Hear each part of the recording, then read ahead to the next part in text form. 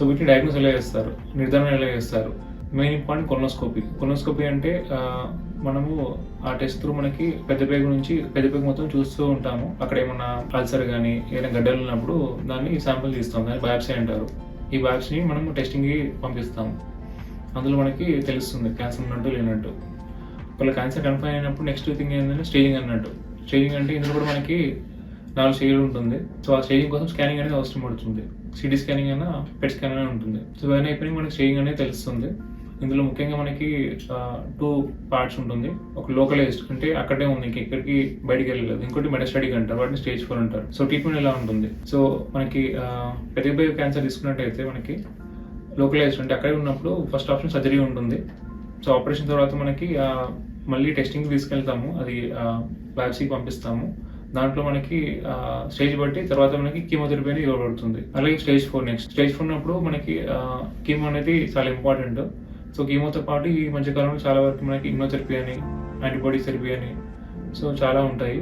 అవి కూడా మనము కలిపివచ్చు. దీనివల్ల మనకి రెస్పాన్స్ కానీ క్యూరేజ్ కానీ ఎక్కువగా ఉంటుంది. అలాగే మల క్యాన్సర్ తీసుకున్నప్పుడు కొంచెం అనేది డిఫరెంట్గా ఉంటుంది.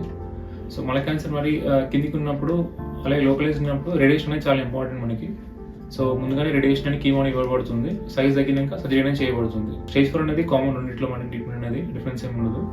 Next prevention. ఇందులో మనకి ముఖ్యంగా మన అలవాట్లు లైక్ హెల్దీ డైట్ కానీ, ఎక్సర్సైజ్, స్లీప్, స్మోకింగ్, ఆల్కహాల్ ఇవన్నీ కూడా తగ్గడం వల్ల మనకి రిస్క్ అనేది తగ్గుతుంది. అలాగే మన ఫ్యామిలీలో ఎవరికన్నా ఉన్నప్పుడు మనము స్క్రీనింగ్ అనేది లైక్ టెస్ట్ అనేవి ఉంటాయి, అవి రికమెండ్ చేస్తాము. స్క్రీనింగ్ అంటే మనకి లక్షణాలు లేకుండా కానీ కొన్ని టెస్ట్ల వల్ల మనకి ముందస్తులో తెలుసుకోవచ్చు డిజీజ్ అనేది. సో ఇందులో మనకి స్క్రీనింగ్ మోడల్స్ ముఖ్యంగా మనకి కొలనోస్కోపీ ఉంటుంది. సో అది స్కోపీ త్రూ మనం పెద్ద మొత్తం చూస్తూ ఉంటాము. జనరల్గా రికమెండేషన్స్లో మనకి 45 సంవత్సరాలు దాటిన వాళ్ళకి ఇది ప్రతి 10 yearsకి చేయబడుతుంది. అలాగే ఫ్యామిలీ హిస్టరీ ఉన్నప్పుడు వాళ్ళకి ఇందులో ముఖ్యంగా 2 సిండ్రోమ్స్ ఉంటాయి కామన్గా వంశపారంపర్యంగా. లింక్ సిండ్రోమ్ అని ఉంటుంది.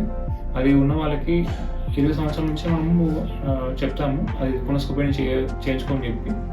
అలాగే ఇంకోటి ఫ్యాబ్ సిండ్రోమ్ ఉన్న వాళ్ళకి 10 నుంచి 15 సంవత్సరాల వయసు ఉన్నప్పటి నుంచే మనము అడ్వైస్ చేస్తాము కొలనోస్కోపీ అనేది. అది కాకుండా మిగతా ఏంటంటే మనకి మొడాలిటీస్ ఒకటి సిటీ కొలనోగ్రఫీ ఉంటుంది, అంటే సిటీ స్కాన్ ఉంటుంది అనమాట. సిటీ కొలనోగ్రఫీని ఏదైతే పెద్ద బ్యాగ్ ఉందో దాన్ని కూడా సిటీ స్కాన్ చేయవచ్చు. అది కూడా మనం 5 సంవత్సరాలకు ఒకసారి అడ్వైస్ చేయవచ్చు. ఇంకోటి సిగ్మాయిడోస్కోపీ అని ఉంటుంది, అది మళ్ళీ కొంచెం పై వరకు కూడా వెళ్తుంది. అది కూడా 5 సంవత్సరాలకు ఒకసారి చేయబడుతుంది. కొంతమంది high risk features like ulcerative carditis ఉండడం, అంటే చెప్పాను మీకు అల్సర్స్ ఉండడం మొత్తం పెద్ద పేగులో, వాళ్ళకు కూడా స్క్రీనింగ్ అనేది చేయబడుతుంది. అలాగే మనకి రేడియేషన్ అనేది. సో కొంతమందికి రేడియేషన్ అనేది ట్రీట్మెంట్లో చాలా ఇంపార్టెంట్ పార్ట్. మనకి ఎవరైనా కడుపు రేడియేషన్ తీసుకున్నట్టయితే వాళ్ళకు కూడా రిస్క్ అనేది ఎక్కువ ఉంటుంది. వాళ్ళకు కూడా మనము ఈ అడ్వైస్ చేస్తాము. Thank you all.